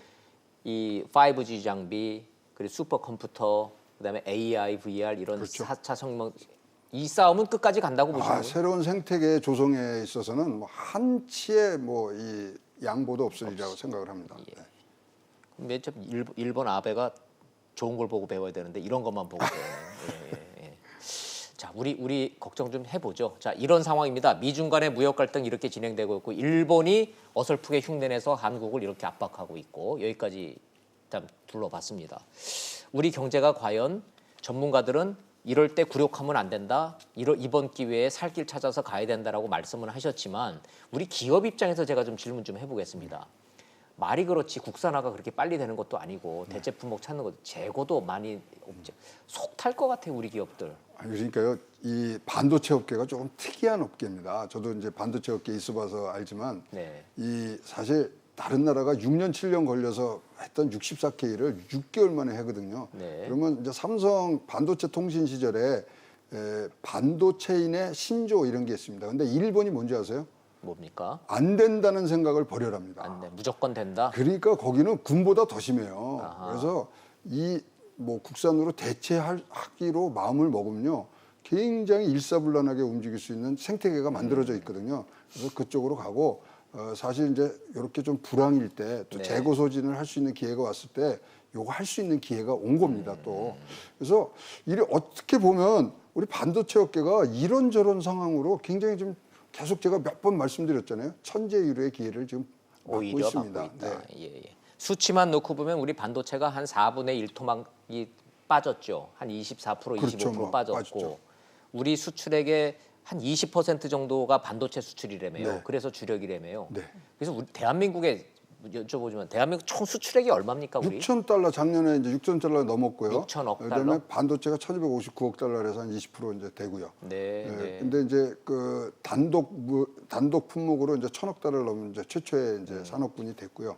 올해도 이제 6천억을 할 수 있느냐 못 하느냐 이제 이런 부분들을 따지고 있는데 뭐 이번에 이제 수출 동향 나왔잖아요. 재미난 것은 지금 24%가 빠졌지만 희소식이 하나 있어요. 뭡니까? 물량은 늘었습니다. 아, 물량이 늘었다. 물량이 늘고 자동차가요 7년 만에 7%대 증가세 갔고요. 선박도 좋아졌고요. 사실 지금 이 반도체가 작년도에 우리가 2.7%의 경제 성장을 하는데 기여도가 1.4%나 돼요. 네, 네. 아유, 예, 그렇기 때문에 여기가 확 쫄아드니까 다 이제 영향을 받는데 조금씩 진짜 조금씩 뭔가 살아나는 듯한 모습들은 지금 보이고 있고요. 네, 네. 반도체 가격이 반등하는 순간 우리도 굉장히 큰 전환점을 삼을 수 있는데 확 올라갈 수 있다. 요번이 기회라는 거죠. 네, 네. 재고 소진을 해서 가격 상승으로 지금 이어질 수 있는 부분들을 지금 이 업계에서는 기대하면서 또 이 예. 전망도 그렇게 하고 있습니다. 네, 네. 순간 그 생각도 듭니다. 저희가 어렸을 때요. 저는 어렸을 때 기억이 생생한 게 수출 1억 불 달성했을 때 막 저 그렇죠. TV에서 뭐 저기 하고 막 학교에서도 선생님이 우리 저 수출이 1억 불 달성했다라고 그래서 그 숫자가 뭔지는 기억은 잘 안 났는데 지금 말씀 들어보니까 6천억 달러요. 네. 그러니까 1억 불 달러에서 6천억 달러를 수출하는 나라로 성장했으니까 전 세계에 이런 나라는 없는 거예요. 그렇습니다. 산업 분장도 받고 그랬죠. 예. 네. 그때 어렸을 때 기억이 나는데, 야, 대단한 나라입니다. 자, 그럼에도 불구하고 하반기 경제 전망은 그리 밝지는 않습니다, 곽 교수님. 2%대 성장 다 중반에서 초반으로 좀 내려갔는데 이 기조는 유지된다고 보십니까? 아니면 이런 일을 겪으면서 좀 반등의 기회가 있을 수도 있다고 보시나요? 성장률 예측이 참 어려운 게요. 우리나라가 특별히 수출 의존 경제잖아요. 그러니까 네. 무역 의존도가 90%인 나라는 전 세계에 없어요. 5천만이 3만 2천 달러를 소득을 해주기 위해서는 네. 국내 자원 갖고는 안 되거든요. 우리는 수출을 해야지 뭐 어차피 원자재나 이런 걸 만들어서 고부가 가치를 붙여서 팔아야 우리는 이제 먹고 사는 경제잖아요. 네. 농업도 마찬가지. 먹고 사는 가장 큰 문제는 이제 먹는 건데 우리가 식량 자급률이 칼로리 기준으로 30% 정도밖에 안 되는 나라니까 결국은 쌀이 먹는 이렇게 걸 남아더라도 식량 그렇습니다. 자급률이 왜냐하면 쌀만 남죠. 쌀만 남고 식량 나머지는 이제 자급률은 다 30%. 수입해 먹으니까 네. 과일도 그렇고 뭐 심지어는 그렇게 보면은 이런 나라에서 구체적으로 지금 수출이 불투명하기 때문에 만약에 이제 9개월 동안 버틴다고 그럽시다 우리가 그래서 11월까지 어떻게 잘 가는데 이미 그 동안에는 엄청난 손실을 입고 있었을 거거든요. 네. 바로 이제 그런 하반기 전망 측면에서 불확실하다는 측면에서 보면 네. 2% 초반대 유지하기 굉장히 스트러글링 해야 될 겁니다. 어려울 거로 예, 보시는군요. 지금 상황으로 봐서. 예, 예. 일본의 이 무역 보복 조치가 결코 희소식은 아닌 거죠. 우리 이 급한 단기적으로 올해 성장률 나머지 이제 6개월밖에 안 남았지 않습니까? 예, 예. 그래서 그렇게 희소식은 아니다. 물론 이제 장기적으로 버티는 데에서 보면 새로운 혁신도 창출되고 그러면서 이제 기반은 좋아질지 몰라도 네. 단기적으로 앞으로 6개월 남아 있는 상황 속에서는 그렇게 바람직하거나 어떤 프라미싱하지는 않는 것 같습니다. 우리한테 뭐 이렇게 희소식은 아닌 거죠. 이런 상황 자체가. 네. 우리가 너무 비관적일 필요는 없지만 결코 좋은 소식은 아니라고 말씀. 박연미 평론가님은 이런 상황에서 정부와 기업을 가장 객관적이고 중립적이고 맨눈으로 좀 분석을 하고 계시니까 정부와 기업이 요 대목은 정말 우리도 어렵다라고 하는 특별히 이렇게 찝는 대목이 좀 있습니까? 일단 교수님 말씀하신 것처럼 수출 상황이 지금 수출. 7개월째 전년 동월비 하락세잖아요. 6월까지 나온 통계를 봐도 6월 수출이 1년 전 같은 달하고 비교를 하면 13.5% 줄었습니다. 이런 기조가 7개월째 지금 유지가 되고 있는 상황이고 그래픽 보여드리고 있지만 그리고 7개월째 마이너스예요. 네, 7개월째 전년 동월비 수출이 감소하고 있다 그런 이야기고요. 전체적으로 보면 투자, 소비 다 좋지 않은 상황이잖아요. 여기에다가 그나마 상반기에 이런 상황에 브레이크를 좀 걸어보자 해서 편성을 했던 게 추경 아닌데 네. 6조 7천억 원 우리 경제 규모에 비하면 뭐 많은 돈도 아닙니다. 제가 보기에는 이 시점에 그 돈이 당장 풀려도 성장률을 방어할 수 있을까 물음표인데요. 네. 여하튼 그것도 지금 제대로 풀리지 않은 상황이고 일본이라는 변수가 저희가 여러 가지 우리가 유리한 포인트를 말씀을 드렸습니다만 어찌 되었든 갈등이 없는 상황보다야 우리 발목을 잡는 요인이 되겠죠. 그러면 이런 것들을 종합적으로 고려할 때 2%대 초반 성장도 사실은 방어하기 어려운 거고 한국은행 총재가 그래서 어제 어떤 이야기를 했냐면 일본의 이런 행위가 우리나라에 결코 좋은 일이 아니다. 당연히 상식적인 얘기인데요. 한국은행 총재의 그런 발언은 그러니까 명확하잖아요, 메시지가. 네. 전략적 모호성이 빠진 어떤 것은 어렵다. 이런 하는 총재의 발언은 성장률에 영향을 줄 수 있다는 얘기입니다. 네. 아니 일본 반도체 제재가 우리한테 좋지 않은 소식이라는 얘기는 글쎄요. 밥을 안 먹으면 배고플 겁니다라는 얘기라 같아서 좀 공허하게 들리기는 하는데 어찌 근데 됐든 저 13.4%에 너무 우리가 뭐 혼란스러우실 필요는 없다고 저는 판단하는 게 왜냐면요. 반도체를 빼잖아요. 예. 그럼 4.8%밖에 안 됩니다. 그럼 전 세계의 교역량 떨어진 만큼 떨어진 거예요. 지금 그래서 예. 반도체가 지금 관건인데 반도체가 지금 언제 가격이 반등하느냐의 문제거든요. 네. 근데 이제 마이크론이 지금 5%에서 10% 정도 좀 감산을 했고요. 도시바가 정전이 나서 이제 거기가 좀 했는데 그럼에도 불구하고 가격이 안 오르니까 지금 사실상 재고가 너무 많은 거예요. 근데 일면 이러면서 재고를 어떻게 소진하느냐 그리고 가격이 언제 반등하느냐 이 부분이 4분기에 일어나느냐 내년도 1분기에 일어나느냐의 문제지. 네. 그래서 수출 문제는 크게 이제 뭐 제가 보기에는 정상화되는데 시간적인 문제가 있는 것 같고요. 그 이외에 그러다 보니까 이게 내년도로 가격 반등이 있으면 올해 경제 성장률은 굉장히 어려워지는 거죠. 근데 네. 그게 왜 문제냐면은 우리나라 모든 경제 위기가 올 때 패턴이 있었습니다. 경상수지가 적자가 나고요. 우리 네. 저번 달에 이제 적자가 났지 않습니까? 그다음에 한국 원화의 약세가 이어지면서 이게 겹치면은 100% 경제 위기가 왔어요. 자, 그러니까 쉽게 여쭤보면은 수출이 안 되고 환율 올라가기 시작하면 그렇죠. 우리는 감당이 안 된다는 말씀. 그렇죠. 위기다라고 보시는군요. 그 위기가 지금 진짜 눈앞에 지금 보였거든요. 왜 마이너스가 났기 때문에. 이제 며칠 뒤에는 이제 지난달 거에 대한 5월달, 6월달 이제 경상수지 이제 나오는데요. 그게 만약 마이너스 되면은 진짜 어떤 특단의 대책이 정부에서는 만들어야 되는 그런 입장이 돼 있다고 봅니다. 돌고 돌고 돌아서 황 시간이 좀 다 돼서 이제 마지막 결론 좀 여쭤보도록 하겠습니다. 일본의 공격 시점이 우리한테 결코 유리하지 않다라는 위기 의식, 이거는 우리도 좀 눈여겨드려야 될 대목인 것 같은데 경상수지 적자, 수출 감소, 환율 불안, 자 이건 어떻게 보십니까? 일단 거시경제 지표들은 이제 특정 산업에 대한 것이 아니라 거시경제 지표는 일반 경제 전반에 그렇죠. 미치는 게 거시경제 예, 예. 지표거든요. 거시경제 지표 자체가 전부들 안 좋아요. 그런 시점에서 이제 어제 이것을 맞았기 때문에 또 하나의 쇼크 요인으로 부정적인 충격 요인으로 다가와서 자 쇼크는 분명히 크든 작든 이건 있습니다. 나쁜 거다. 예. 네, 예. 그런 측면에서 보면 앞으로 정말 국민들이나 기업이나 정부 차원에서 대책을 빨리 강구하고 배전의 각오를 하지 않으면 이거 지키기가 상당히 어려운 상황이 올 것이다라는 게 제 생각입니다. 네. 자 첫째도 경제, 둘째도 경제, 셋째도 경제. 저희가 용감한 토크쇼 직설이 경제 하는 데는 전문가 여러분들의 이런 공통적 문제의식과 위기의식이 있다라는 사실 강조해 드리면서 오늘 일본의 경제 보복 조치에 대해서 세 분 전문가들과의 토론 여기서 정리하도록 하겠습니다. 진행 상황 봐가면서 또 변수 생기면 또 자리 마련하도록 하겠습니다. 최양호 고문님, 광노성 교수님, 박연미 평론가님 세 분 말씀 잘 들었습니다. 고맙습니다.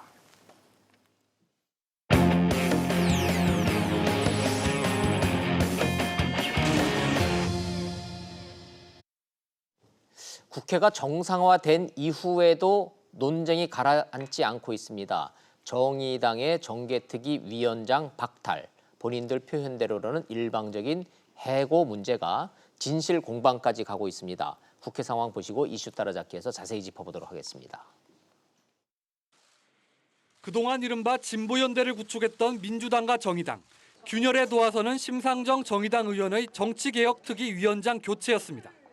정의당은 나경원 살리고 심상정 버렸다며 일방적 해고로 규정했고 불신임 직전에 나경원 원내대표를 살리고 정의당의 심상정 정개특위 위원장을 버린 선택입니다. 민주당은 말을 아끼면서도 사정교감이 있었다는 점을 분명히 했습니다. 제가 말을 아껴야 될 처지라서 그냥 일방적으로 해고했다 이렇게는 생각하지 마시기 바랍니다. 정의당은 곧장 배신이라는 단어로 반박했습니다. 이번 퇴출은 배신이라 해도 무방합니다. 집권여당 원내대표가 사실무근의 발언을 버젓이 했다. 위원장 교체는 진실 공방으로 확대됐고 평화당도 정치적 신의를 팽개쳤다며 여당 비판에 가세했습니다. 여기에 한국당과 바른미래당이 북한 선박 국정조사를 한 목소리로 요구하고 나섰습니다. 은폐 의혹 사건, 그다음에 수상한 귀순 사건으로 이어집니다. 국정조사를 함께 하기로 오늘 의견을 모았다. 조속히 민주당에서 국정조사 요구를 받아들이고 국회가 완전한 정상화가 될 수 있도록 하는 길에 함께 동참했으면 하는. 민주당은 반대했지만 평화당까지 신중 검토 의견을 내면서 여야 사당의 끈끈한 공조는 찾아볼 수 없고 사안에 따라 합종 연행하는 모양새입니다. 여야는 오늘 교섭단체 연설 일정에 합의는 이뤘지만 추경 심사 일정은 여전히 미정이라 국회 정상화를 흔들 수 있는 변수는 남아 있습니다. 이슈 따라잡기 김수민 시사평론가와 함께 신속하고 빠르게 따라잡아 보도록 하겠습니다. 김 평론가님 어서 오세요. 네, 안녕하세요. 반갑습니다. 네, 국회 정상화 되면은 국회가 팍팍 돌아갈 줄 알았는데 네. 정의당 일방 해고 문제는 왜 정리가 안 돼요? 일단 여야 3당만의 합의였고 네. 정의당이 거기에 참가를 안 했기 때문에 좀 자연스럽게 소외가 된 것 같은데요. 근데 기억나는 게 이인영 민주당 원내대표가 네.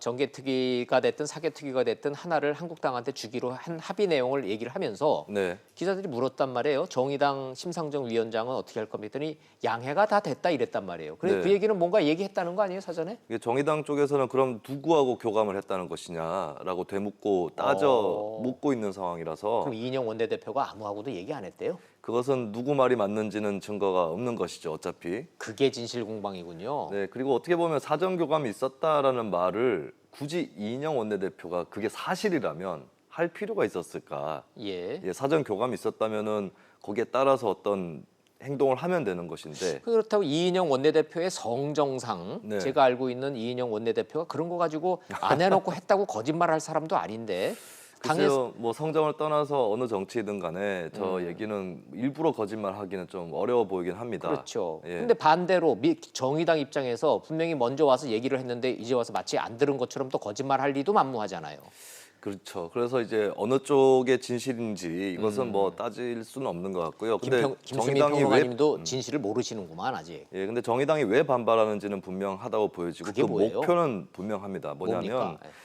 정개특위, 사개특위 둘 중에 하나를 민주당이 갖고 위원장직을 나머지 하나는 한국당이 갖는다고 했을 때 네. 이 사개특위 같은 경우는 사개특위가 8월 말까지 둘 다 8월 말까지입니다만 8월 말에 만약에 기한을 연장하지 않고 끝내게 되면 의결하지 않아도 자동으로 공수처법이나 또 검경수사권 조정 이런 네. 안들이 다 올라가요. 법사위로 넘어갑니다. 넘어가는 거예요, 그건. 그리고 이제 법사위 90일에서 네. 남아있는 1차적인 법안 심의와 이제 2차적인 체계 작구 수정이 90일 안에 다 이루어져서 맞아요. 연말에 본회의에 부의가 되는 것이거든요. 말 그대로 패스트 트랙이에요. 예, 그렇습니다. 근데 정개특위에 있는 선거법안은 좀 다른 것이 정개특위가 8월 말에 끝나면은 아직까지 1차적인 패스트트랙 기간이 남아있기 때문에 10월 말까지는 행정안전위로 그것이 다뤄지게 됩니다. 물론 행정안전위 위원장이 민주당 소속이기 때문에 의결을 처리해버리면 바로 법사위로 넘어갈 수 있겠지만 네. 자유한국당이 뭐 의사를 어떤 지연을 시키는 그런 시도를 한다든가 이렇게 되면은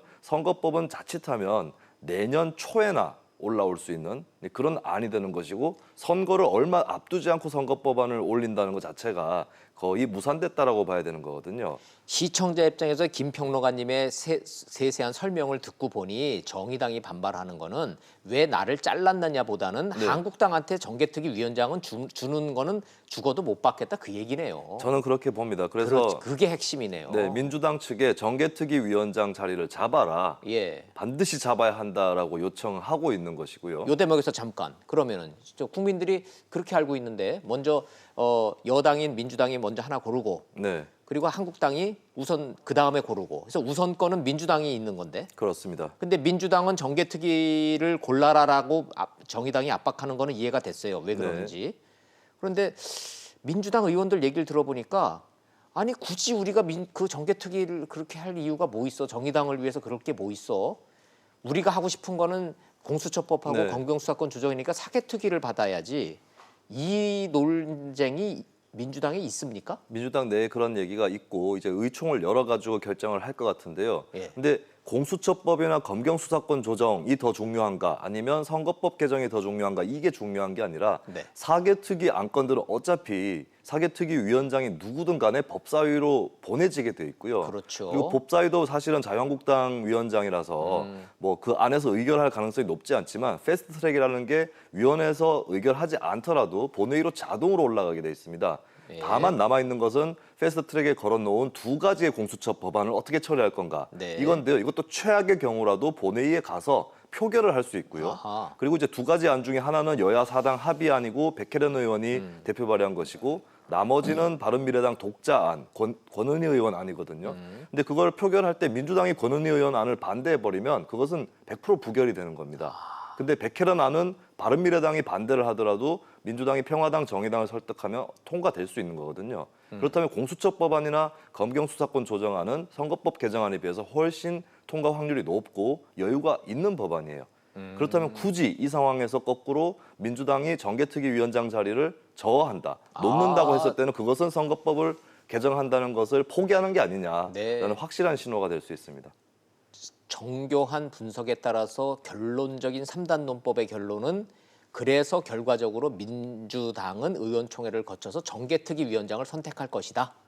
선택하지 않는다면 대놓고 선거법 개정 가능성을 포기하는 것과 다름없기 때문에 그래서 지금 현재 나오는 기류나 또 몇몇 의원들의 인터뷰를 보면 정개특위 쪽으로 조금 더 기울어지고 있는 예. 네, 사개특위 안들은 어차피 본회의로 쉽게 흘러갈 가능성이 높기 때문에 정개특위를 잡아야 한다라는 여론이 드러나는 것으로 보면 조금 더 우세한 것 같습니다. 어찌 됐든 정의당이 이런 식으로는 이렇게 되면은 우리 일방적으로 해고당했으니까 민주당과 협조하지 않겠다 이렇게 하는 네. 거는 굉장한 압박이죠. 이런 이제 진보 연대가 깨질 수도 있는 거 아니에요. 그렇습니다. 그리고 조금 더 극한 시나리오는 사실은 심상정 정개특위 위원장을 해임할 수 있는 국회법상의 근거가 없습니다. 그래서 심상정 위원장이 버텨버리면은 계속해서 위원장이 될 수도 있는 것이죠. 위원장 자리에 앉아가지고서는 막 들어 넣어버리면은 그 강제로 끌어낼 수도 없죠. 예, 그렇습니다. 근데 그러나 현실적으로 또 그럴 수도 없는 거고. 심상정 위원장의 언급을 대충 보면 그렇게 하겠다라고 하기보다는 선거법 개정에 도움이 된다면 뭐 사퇴할 수 있다라는 뉘앙스가 또 읽히기 때문에 그런 극한 가능성은 택하지 않을 것이고 아마 굉장히 자연스럽고 상식적인 시나리오대로만 간다면 정의당의 반발에 이어서 민주당의 고민 그리고 정개특위위원장 선택 이렇게 이어질 시나리오가 가장 유력해 보입니다. 혹시 한국당은 정개특위위원장 자리를 원합니까? 사개특위위원장 자리를 원합니까? 그것이 좀 미스터리인데요. 예. 국회 이 정상화 협상에서 진짜로 원하는 자리가 있었다면은 우리가 우선권을 갖겠다. 라고 했을 텐데. 네, 근데 그렇게 하지는 않았다는 거죠. 아하. 그래서 자유한국당이 원하는 것은 과연 무엇이며 사실은 궁극적으로 자유한국당 입장에서 선거법 개정안이나 공수처법안을 반드시 막아야 할 법안이라고 보고 있는지 그것이 조금 의문이고 그리고 이제 각 특위들이 8월 말에 시한을 끝내기로 그렇게 결정했는데 잘하면 이게 연내로 처리가 될 수 있는 거거든요. 그래서 좀 의문점은 왜 자유한국당이 8월 말까지 특위를 끝내는 것에 동의를 해줬는가 이 부분은 좀 의문점으로 남습니다.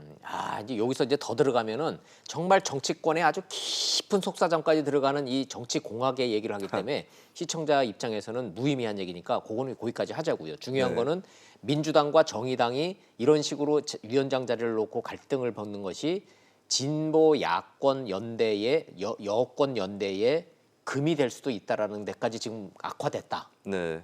요거는 변화된 거니까. 그렇죠. 여기에 더해서 이제 현 정부하고 민주노총 사이에서도 이상 기류가 있지 않습니까? 맞아요. 그렇다면 민주당 입장에서 정의당하고까지 끊어져 버리는 게 부담이 될 수가 있겠습니다. 민주당 입장에서는 민주노총도 등 돌려서 갈등 구조로 가고 정의당까지도 등 돌려서 협조 안 한다 그러면 그럼 뭐 한국당이 하고 뭐 잘할 것도 아니고. 그렇습니다. 그럼 이도저도 단어적 고립무원이 될 수 있거든요. 네, 정의당뿐만 아니라 바른미래당, 민주평화당도 사실은 선거 전에 선거법 개정안을 레버리지로 써서 좀 협조적으로 돌려놓는 효과가 있을 수 있거든요. 민주당이 그 효과를 가볍게 놓칠 것 같지는 않습니다. 원래 총선이 한 1년 안짝으로 들어오면은 이제는 영원한 친구가 없어요. 그렇습니다. 이제 뭐 합종 연애는 붙었다 떨어졌다 이제 뭐 이게 막 이렇게 혼란하게 가는 거예요. 이게. 네. 한국 정치판이 원래 그래요. 연장선상에서 하나만 좀 여쭤볼게요. 그 막 갈등 겪었던 한국당하고 바른미래당이 국정조사는 또 뭐 같이 하겠다고 또 찰떡궁합됐대요? 네, 그렇습니다. 북한 목선 문제 여러 가지 이게 은폐된 것이 아니냐라고 하는 의혹이 불거지고 있고 여기 더해서 이제 초등학교 6학년 교과서에서 대한민국 정부 수립이라고 쓰지 않고 지필진 일부가 이제 대한민국 수립이라고 쓴 것에 대해서 다시 정부 수립이라고 수정을 했는데 교육부가 손을 댔어요. 거기다. 근데 여기에서 뭐 무단으로 고쳤다라고 좀 폭력적으로 고쳤다. 거죠? 그렇습니다. 그래서 거기에 대한 국정조사를 하자고 요구하고 있고 바른미래당 입장에서는 한편에서는 민주당하고 행보를 같이 하고 있지만 어느 쪽에 이중대로 찍히는 것 결코 바라지 않을 것이기 때문에 또 이런 문제에서는 우리는 야당이다라는 정체성을 내세워서 또 자유한국당하고 공조를 하고 있는 모습입니다. 한국당하고 미래당이 저 국정조사 요구하면은 물리적으로 가능한 겁니까? 열립니까? 못 열립니까? 그 둘만의 요구가 있고 그리고 나머지 정당들이 외면하거나 반대한다면 그것은 가능하진 않겠죠. 두 당을 합쳐도 과반이 되지 않기 때문에. 민주당은 목선 문제는 뭐 잘못은 했지만 이게 국정조사감이냐 뭐 이런 입장이던데. 네, 일단은 그렇다면 안 하겠다는 얘기잖아요. 그렇습니다. 근데 민주당도 국회 정상화가 아직 좀 덜 된 측면이 있고 이것을 회복하는데 필요한 거래를 할 수 있다라고 본다면 그렇다면은 국정조사를 하자 이렇게 또 받을 가능성이 있겠죠. 국방부는 발표했잖아요. 결과에 대해서. 네.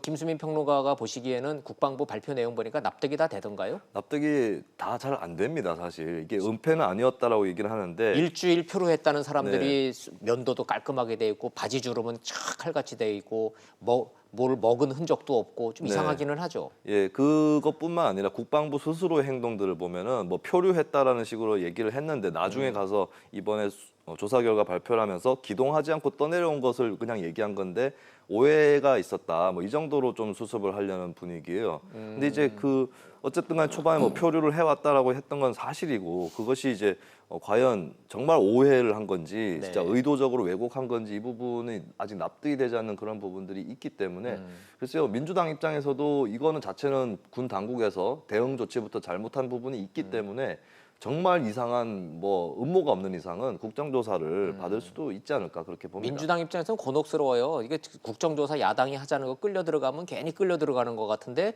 국방부 해명을 보면은 내가 봐도 이해가 잘 안 되는 게 너무 많으니까 네. 이럴 수도 없고 저럴 수도 없고 이런 상황이라는 거네요. 네. 예, 좋습니다. 예. 그러면 국회 상황을 이렇게 하고 우리가 잠깐만 좀 시선을 광화문 광장으로 좀 한번 좀 돌려봅시다. 광화문 광장에 못 보던 큰 대형 화분들이 많이 생겼대요. 네, 그렇습니다. 성인 어른 키보다 더 크던데요. 네. 예, 저 화분들 몇 개요, 저게? 80개? 네, 그렇습니다. 굉장히 많은 나무고 이제 저거 광화문 되게 비쌀 것 광장에 같은데. 네, 한 그루에 한 100만 원이 넘는 100만 원이 넘어요. 네, 네. 그러면은 100만 원씩만 잡아도 80그루면은 8천만 원. 그렇습니다. 와. 보통 저렇게 화분을 설치하는 경우는 누군가가 그쪽을 점유하고 쓰는 것을 다시 막기 위해서 텐트 치지 말라는 거죠. 그렇습니다. 천막. 예, 광화문 광장에 지금 치지 말라는 것이고 현재 이제 박원순 시장은 이 공화당이 네. 우리 공화당이 저기다 텐트 치는 꼴을 이제 절대로 용납하지 않겠다 의지가 강하네요. 그렇습니다. 예산 그리고 1억도 그냥 뭐 확 써버리고 저기다. 네, 근데 저 예산이 또 다른 예산을 아낄 수도 있는 것이 다시 우리 공화당 측에서 텐트를 치게 되면 네. 그것을 철거하기 위해서 또 행정대집행 비용이 추가되는 거거든요. 그래서 그것 자체를 미연에 막아버리겠다라고 하는 의사가 있는 거고 이거 가지고 아웅다웅 계속해서 철거, 재철거, 뭐 다시 농성하고 이런 것들의 순환을 막아버리겠다라는 거라고 볼 그래요? 수 있겠습니다. 일단 그러면 우리 지금 조원진 공화당은 대표 저 지금 화면 보이기는 하는데 네. 그럼 입장이 뭡니까? 구대한애국당 새로 생긴 우리 공화당은 그러면 광화문 광장은 떠나겠다 이렇게 되나요? 다시 돌아온다. 돌아온대요? 이게 입장입니다. 그러니까 근데 그냥 어디 저렇게 쫓겨나가는 것처럼 어디다가 하면 쳐요? 저렇게 막아놨는데?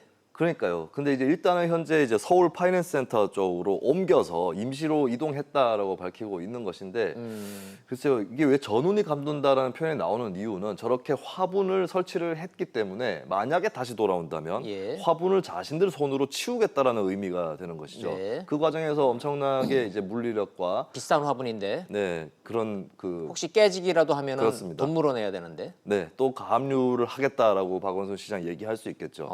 근데 우리 공화당 쪽에서도 여러 고민들은 있을 겁니다. 그냥 물러나는 모양새가 되면 쫓겨나는 것 같고 밀려나는 것 같지 않습니까? 정말 궁금한 게요. 네. 우리 국민 여론은 어떨까요? 혹시나 저 여론조사 한번 해보고 싶어요. 네, 저 여론조사를 광화문 천막 어떻게 생각하는지. 해보고 싶어하는 원일이 위원을 포함한 민심이 있기 때문에 여론조사 해보셨어요? 기관에서 여론조사를 했습니다. 예, 철거해야 한다가 62.7%, 그대로 둬야 한다가 26.2%. 이런 여론조사 결과가 나왔습니다. 자 이게요 묘하게 네, 그러니까 이 자유한국당, 대한민국당, 그러니까 우리 공화당 지지율 합친 거하고 대충 비슷하지 않습니까? 그대로 둬야 한다는 네. 거. 현재 여론조사 기관에서는 우리 공화당 지지율을 아직까지 조사를 하고 있지 않은데요. 네, 26.1% 어디서 많이 본 지지율 같은데 예. 자유한국당 최근에 기시감이 나오는 있어요. 지지율하고 조금 비슷해 보입니다. 그래서 이게 결국에는 또 대결이 범자유한국당 대 나머지 반자유한국당의 대결이 이 철거에 관한 조사에서도 나타나는 거고 묘한 것은 이게 자유한국당 천막이 아니라 뭐 자유한국당 장애 집회가 아니라 우리 공화당에 대한 맞아요. 여론이라는 거죠. 그래서 자유한국당 지지층 상당수가 우리 공화당 천막에 대해서 옹호하는 그런 모습을 보여주고 있다. 이게 결과적으로는 이게 오히려 자유한국당과 우리 공화당 사이에 간극을 좁혀주는 그런 행동을 이 철거 관련한 이슈에서 그래요. 예, 이끌어내고 있는 것이 아닌가 이렇게 보여집니다. 어찌됐든 김수민 평론가님 설명을 듣고 보니까 대한민국 국민 중에 막연하지만 크게 보면은 광화문 광장에 그 텐트는 보기도 싫고 그러니까 네, 철거해야 된다가 10명 중에 6명이네요. 그렇습니다. 그죠? 근데 혹시 광화문 광장에 하고 청와대 앞에 가면은 텐트들 엄청 많지 않습니까? 네, 민주노총도 있고 무슨 뭐 옛날에 세월호도 있었고 그때는 우리가 이 텐트를 철거해야 되느냐 말아야 되느냐 여론조사 해본 적도 없어요. 네, 그죠? 감히 여론조사 그렇습니다. 해볼 생각도 못했어요. 네. 그때 만약에 했다면은 철거해야 된다, 놔둬야 된다 어떻게 나왔을까요? 그때는 이제 여러 가지로 뭐 천막까지 꼭 쳐야 하느냐라고 하는 그런 여론이 또 있을 수 있고 그것이 자유한국당 지지층이 아니더라도 그렇게 생각하는 분들이 있을 수 있겠는데요. 근데 그때 굳이 이제 세월호 같은 경우는 여론조사를 실시하지 않았던 거는 당시에 세월호에서 천막을 칠 때는 이제 그 박근혜 정부에서도 그것을 막지 않았었고 또 서울시의 조례에 따라서 네. 예, 그 공간을 정식으로 허가받아서 쓴 거였기 때문에 지금보다는 좀 크게 논란이 되지는 않았던 것으로 보입니다. 아이고 알겠습니다. 저 천막을 철거하는 비용도 우리 세금이고 저기 막겠다고 설치하는 화분도 우리 세금이고 네. 결국은 국민들이 세금을 가지고 하는 건데 저게 옳다 그르다 이게 여론조사까지 해야 하는 이 상황 참 안타깝긴 합니다. 네. 광화문의 저 화분 전쟁 조금만 좀 더 지켜봐 주세요. 네, 알겠습니다. 잘 들었습니다. 고맙습니다. 네, 감사합니다.